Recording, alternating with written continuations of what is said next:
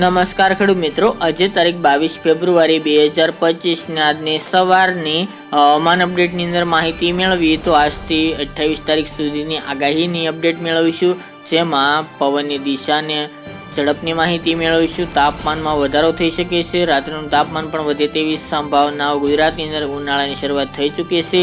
ગુજરાતના હવામાનમાં કેટલા પલટા જોવા મળે છે. માર્ચ મહિનામાં એક માવઠાની સંભાવનાઓ છે. ઝાકળ વરસાદની પણ અપડેટ આપણે આ વિડીયોની અંદર મેળવીશું. ચેનલમાં નવા હોય તો ચેનલને સબસ્ક્રાઇબ કરી નાખજો અને વિડીયોને લાઈક આપીને તમામ ખેડૂત ભાઈને શેર કરી દેજો. ખાસ કરીને મિત્રો, અત્યારે 22 થી 28 સુધીની આગાહીની વાત કરીએ તો ઉત્તર ભારતમાં બરફવર્ષો જોવા મળી રહ્યા છે અને સાથે વરસાદ પણ પડી રહ્યો છે, જેના કારણે ગુજરાતમાં કોઈ અસર નહીં જોવા મળે, પરંતુ ગુજરાતમાં અમુક એકાદ બે દિવસ દરમિયાન ઊંચા હાઈ લેવલના છૂટાછવાયા વિસ્તારમાં વાદળો જોવા મળે તેવી સંભાવના રહેલી છે.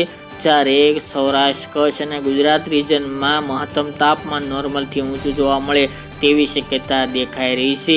હાલમાં મિત્રો વહેલી સવારે ઠંડી જેવું હાલ તો લાગતું નથી, ગરમીનો અહેસાસ થઈ રહ્યો છે. ન્યૂનતમ તાપમાન નોર્મલથી 1 થી 2 ડિગ્રી ઊંચું નોંધાય છે. હાલ ન્યૂનતમ નોર્મલ તાપમાન 16 ડિગ્રી ગણાય, જ્યારે મહત્તમ બપોરનું તાપમાન નોર્મલથી 1 થી 3 ડિગ્રી ઊંચું જોવા મળી રહ્યું છે. હાલમાં નોર્મલ મહત્તમ તાપમાન વધ્યું છે, જે હાલ 32 થી લઈને 33 ડિગ્રી જોવા મળી રહ્યું છે. ખાસ કરીને મિત્રો, વેસ્ટર્ન ડિસ્ટર્બન્સની અસરથી ઉત્તરના પહાડી વિસ્તારોમાં બરફવર્ષા જોવા મળી રહી છે. તેની સાથે વરસાદ તેમજ મેદાની વિસ્તારમાં વરસાદ પણ જોવા મળી રહ્યો છે અને આગામી દિવસમાં હજુ પણ વરસાદ પડે તેવી સંભાવના છે. ખાસ કરીને મિત્રો, પવન મુખ્યત્વે પશ્ચિમ ઉત્તરના જોવા મળે છે અને ઉત્તર પશ્ચિમના ફૂંકાય તેવી સંભાવના છે.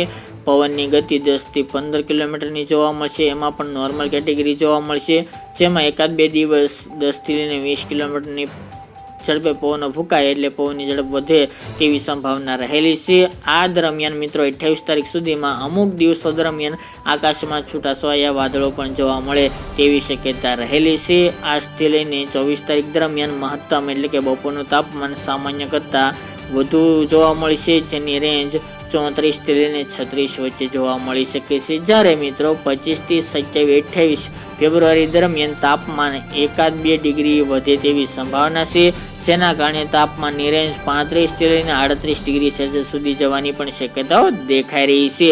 આ અરસા દરમિયાન મિત્રો 27-28 તારીખ દરમિયાન ઝાકળ વરસાદનો રાઉન્ડ જોવા મળશે. એમાં પણ પશ્ચિમ સૌરાષ્ટ્ર અને કચ્છનો સમાવેશ છે.